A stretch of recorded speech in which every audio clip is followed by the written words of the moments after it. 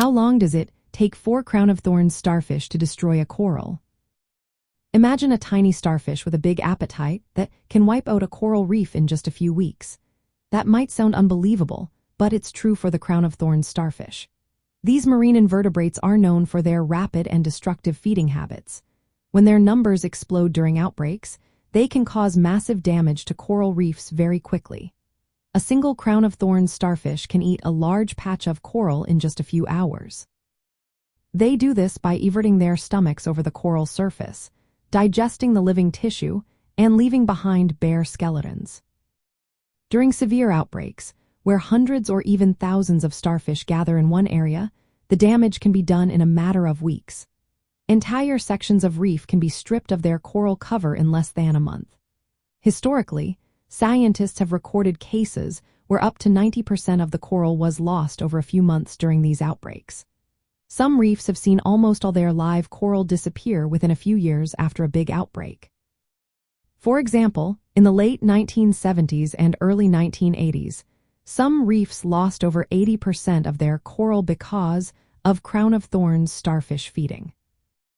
Juvenile starfish start feeding on coral when they are about 4 to 6 months old. As they grow, their appetite increases, and they consume coral faster. Outbreaks usually begin offshore and slowly spread over about 10 years across large reef systems. This means that while individual reefs can be devastated in weeks or months, the whole process of an outbreak can take a decade to fully play out. It's important to remember that crown-of-thorns starfish are a natural part of coral reef ecosystems. They have been around for thousands of years, with population cycles that go up and down.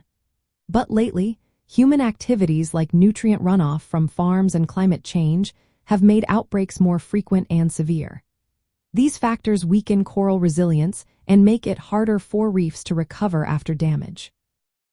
Natural predators like giant trident snails and certain fish species do help control starfish numbers, but during outbreaks, their numbers are often too low to make a difference. So, to sum it up, a single crown-of-thorns starfish can destroy coral tissue very quickly, but when their populations explode, entire reefs can be wiped out in just a few weeks or months. The spread of outbreaks across large reef areas can take years, and the damage they cause can last for decades. This rapid destruction poses a serious threat to marine life that depends on coral reefs for food and shelter.